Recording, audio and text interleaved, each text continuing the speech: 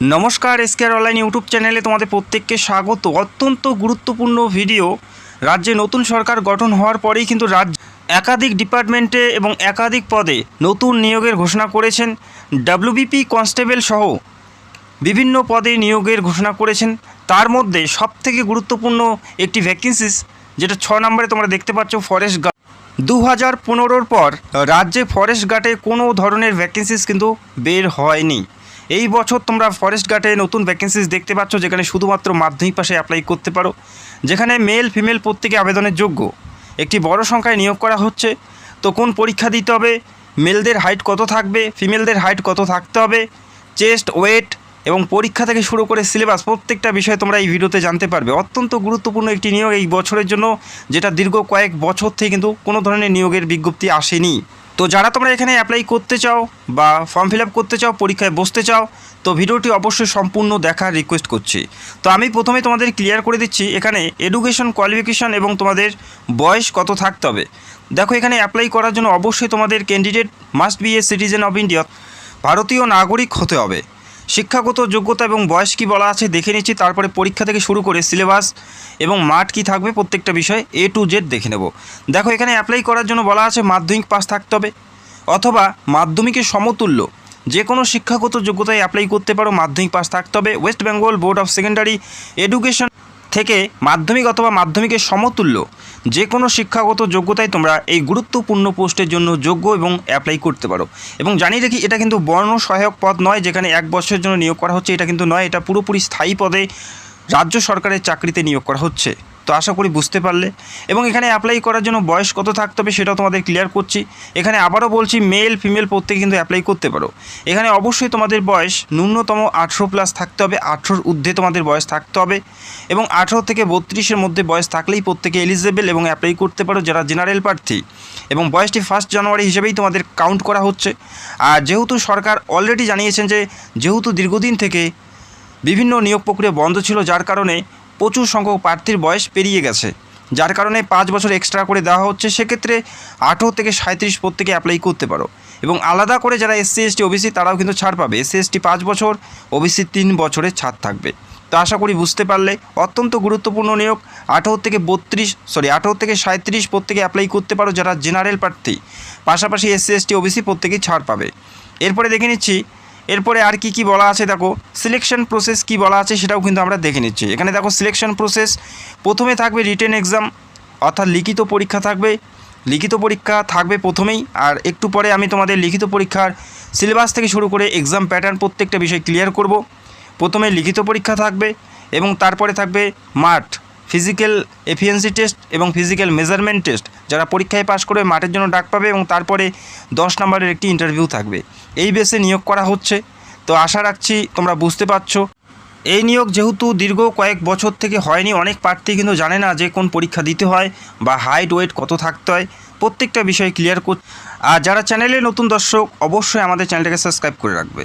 দেখো, physical standard test, যেখানে তোমাদের প্রথমেই ফিজিক্যাল মেজারমেন্ট টেস্ট দেখা হবে, অর্থাৎ তোমাদের হাইট ওয়েট মাপা হবে প্রথমেই।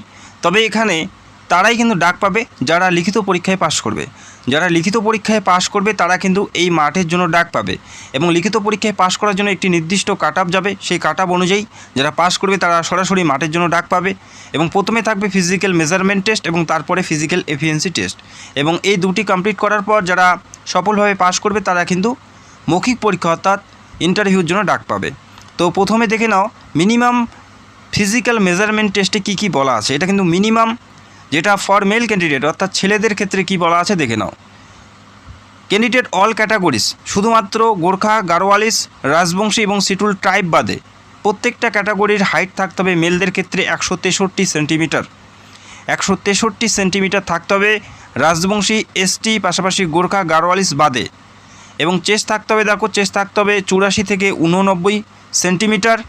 এবং ফুলিয়ে করতে হবে 5 সেমি বেশি, ফুলিয়ে 5 সেমি কিন্তু বেশি করতে হচ্ছে, এটা মেল প্রার্থীদের ক্ষেত্রে। এবং যারা গোর্খা, গারোয়ালিস, রাজবংশী এবং শিটুল ট্রাইব অর্থাৎ ST প্রার্থী, তাদের ক্ষেত্রে হাইটের প্রয়োজন থাকবে 152.5 সেন্টিমিটার। এটা মিনিমাম, এর থেকে কম হলে কিন্তু এই পদের জন্য তোমরা যোগ্য প্রার্থী হবে না। এবং চেস্ট থাকতে হবে 79 থেকে 84 সেন্টিমিটার এবং 5 সেমি বেশি করতে হচ্ছে ফুলিয়ে। তো আশা করি অধিকাংশ প্রার্থী কিন্তু এখানে যোগ্য হবে। এখানে কিন্তু বেশি একটা হাইটের কথা কিন্তু বলা হয়নি। এবং ফিমেলদের দেখো, ফিমেলদের বলা আছে অল ক্যাটাগরিজ, শুধুমাত্র গোর্খা, গালওয়ারিস, রাজবংশী এবং শিটুল ট্রাইব বাদে যে কোনো কাজ থেকে অ্যাপ্লাই করলে মেয়েদের হাইট থাকতে হবে যেটা মিনিমাম 150 সেন্টিমিটার 150 সেন্টিমিটার, চেস্ট থাকতে হবে 79 থেকে 84 সেন্টিমিটার এবং 5 সেমি ফুলিয়ে করতে হচ্ছে। এই পদের ক্ষেত্রে ফিমেলদেরও কিন্তু চেস্ট মাপা হচ্ছে। তো আশা করি বুঝতে পারলে। এবং গোর্খা, গারওয়ালিস, রাজবংশী এবং শিটুল ট্রাইব যারা আছে তাদের ক্ষেত্রে দেখো 145 সেন্টিমিটার 145 সেন্টিমিটার শুধুমাত্র লাগছে এখানে অ্যাপ্লাই করার জন্য। চেস্ট থাকতে হবে 74 থেকে 79, 5 সেমি কিন্তু বেশি করতে হবে। এখানে কিন্তু খুব বেশি একটা হাইটের কথা বলা হয়নি, মেল অথবা ফিমেল খুব কম হাইটে কিন্তু নিয়োগ করা হচ্ছে। আশা করি কম বেশি অনেকেই তোমরা এখানে সুযোগ পাচ্ছ। একটি গুরুত্বপূর্ণ পোস্ট 2026-এর জন্য, যেটা 10 বছর পর কিন্তু নিয়োগটি হচ্ছে। দেখো এখানে পিইটি কি বলা আছে, ফিজিক্যাল মেজারমেন্ট টেস্টের পর পিইটি থাকবে, অর্থাৎ তোমাদের রান থাকবে। এখানে বলা আছে মেলদের থাকবে 25 কিলোমিটার 25 কিমি পায়ে হেঁটে তোমাদের সম্পন্ন করতে হবে 4 ঘন্টায়। 4 ঘন্টা সময় থাকবে, 25 কিমি কিন্তু তোমাদের পায়ে হেঁটে সম্পন্ন করতে হবে। এবং ফিমেলদের 16 কিমি, তারা সময় পাচ্ছে 4 ঘন্টা। তো এখানে দেখো রানের কোনো ব্যাপার নেই, তোমরা পায়ে হেঁটে যেতে পারো, দৌড়ে যেতে পারো, সেটা তোমাদের ব্যক্তিগত ব্যাপার। তবে এই নির্দিষ্ট সময়ের মধ্যে এই ডিস্টেন্স তোমাদের কমপ্লিট করতে হবে। তো খুব বেশি কিন্তু হার্ড না, আশা করি কম বেশি প্র্যাকটিস করলেই তোমরা পেয়ে যাবে। এরপরে দেখো পরীক্ষা যেটা হবে, পরীক্ষা যেটা 2015-এর নিয়োগের ক্ষেত্রে আমরা দেখেছি, সেই পরীক্ষার সিলেবাসগুলো দেখে নেই। চ্যানেলে যারা নতুন দর্শক, চ্যানেলটিকে সাবস্ক্রাইব করে রাখবে। নিয়মিত আমাদের চ্যানেলে রাজ্য সরকার, কেন্দ্রীয় সরকারের প্রত্যেকটা সরকারি চাকরির আপডেট এবং বিভিন্ন প্রকল্পের আপডেটগুলো সময় মতন কিন্তু আমরা দিতে থাকি। চ্যানেলটাকে সাবস্ক্রাইব করবে এবং তোমাদের জেলার নামগুলো কমেন্ট করবে। তো এই বছর শুধুমাত্র WBP, KP নয়, এই ধরনের পোস্টগুলো দেখতে পারবে যেগুলো কিন্তু দীর্ঘদিন থেকে বন্ধ ছিল, ফরেস্ট গার্ড থেকে শুরু করে আরও বিভিন্ন পদ। তো আমি এক এক করে প্রত্যেকটা রিক্রুটমেন্টের ভিডিও করব, যাতে তোমরা অবশ্যই জানতে পারো এবং প্রিপারেশনটা স্টার্ট করে দিতে পারো। দেখো ফরেস্ট গার্ডের ক্ষেত্রে যে পরীক্ষা তোমাদের দিতে হবে, 90-এর মধ্যে পরীক্ষা থাকবে। 90-এর মধ্যে পরীক্ষা থাকবে, MCQ টাইপের পরীক্ষা হবে, অর্থাৎ 4টা করে অপশন দেবে, সেখান থেকে সঠিক উত্তর তোমাদের বেছে নিতে হবে। অফলাইনের মাধ্যমে পরীক্ষা দিতে হবে এবং এই পরীক্ষায় যে সমস্ত বিষয়বস্তুর উপর তোমাদের কোশ্চেনগুলো হবে সেটা দেখে নাও। এই পরীক্ষার ক্ষেত্রে যে সমস্ত বিষয়বস্তুগুলো ফলো করা হবে, general knowledge and current affair, এখান থেকে থাকবে 30 নাম্বার। এবং এই GK-GS থেকে কী ধরনের প্রশ্ন এবং কোন টপিক থেকে প্রশ্ন দেওয়া হবে সেটাও একটু পরে জানিয়ে দিচ্ছি। ম্যাথ থেকে থাকবে 30 নাম্বার, ইংলিশ থেকে 20 নাম্বার, রিজনিং থেকে 10 নাম্বার। তো এই 90-এর মধ্যে পরীক্ষা হবে। GK-GS থেকে শুরু করে ইংলিশ, রিজনিং, ম্যাথ প্রত্যেকটা বিষয় রয়েছে। এবং এই পরীক্ষায় পাশ করার পরেই তোমাদের ফিজিক্যাল থাকবে। লিখিত পরীক্ষা 90 এবং ইন্টারভিউ 10 নাম্বার, টোটাল 100-র মধ্যে ফাইনাল মেরিটটি প্রকাশিত হবে। তো আশা রাখছি তোমরা বুঝতে পারছো এবং কোন বিষয় থেকে কী ধরনের প্রশ্নগুলো দেওয়া হবে সেটাও কিন্তু তোমরা দেখে নিতে পারো। তো প্রথমে আমি তোমাদের জানিয়ে দিচ্ছি GK-GS থেকে যে সমস্ত প্রশ্নগুলো থাকবে 30-এর মধ্যে, ভারত এবং পশ্চিমবঙ্গের সাধারণ জ্ঞান, ইতিহাস, ভূগোল, বিজ্ঞান, বর্তমান ঘটনা অর্থাৎ কারেন্ট অ্যাফেয়ার্স থেকে তোমাদের প্রশ্ন থাকবে 2024-25, 25-26 পড়লেই হয়ে যাবে, সেখান থেকে কোশ্চেন পাবে। খেলাধুলা, পুরস্কার এবং গুরুত্বপূর্ণ দিনের থেকে প্রশ্নগুলো তোমাদের দেওয়া হবে।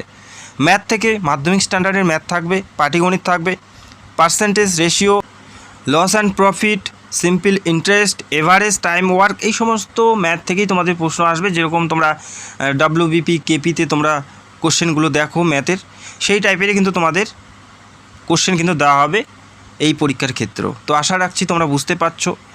আর কিভাবে পড়বে, কোনগুলো বই ফলো করবে, আমি খুব তাড়াতাড়ি তোমাদের জানাবো ভিডিওতে। চ্যানেলটাকে সাবস্ক্রাইব করে রাখবে। এরপরে দেখো, এরপরে ইংলিশ, যেখানে 20 number grammar, vocabulary, fill in the blank, এছাড়াও সেন্টেন্স স্ট্রাকচার, কারেন্ট ইউজেস, এই সমস্ত টপিক থেকেই তোমাদের প্রশ্ন হবে, এর বাইরে কিন্তু কোশ্চেন হবে না। এরপরে রিজনিং থেকে 10 নাম্বার থাকবে, নাম্বার সিরিজ থেকে শুরু করে কোডিং, ডিকোডিং, এই সমস্ত প্রশ্নগুলোই হবে, এর বাইরে কিন্তু তোমরা কোশ্চেন দেখতে পারবে না। তো আমি খুব তাড়াতাড়ি ডিটেলস সিলেবাস নিয়ে ভিডিও করবো, যাতে তোমরা এখন থেকেই তোমরা প্রিপারেশন স্টার্ট করতে পারো এবং ভালো নাম্বারে পাস করতে পারো পরীক্ষায়। একটি গুরুত্বপূর্ণ নিয়োগ 2026-এ শুধুমাত্র WBP, KP নয়, আরও বিভিন্ন পদে তোমরা নতুন নতুন বিজ্ঞপ্তি দেখতে চলছো। তো চ্যানেলটাকে সাবস্ক্রাইব করে রাখবে। আর যদি কোনো প্রশ্ন থাকে কমেন্ট করো। আর ভিডিওতেই দেখার জন্য অসংখ্য ধন্যবাদ। Thank you so much.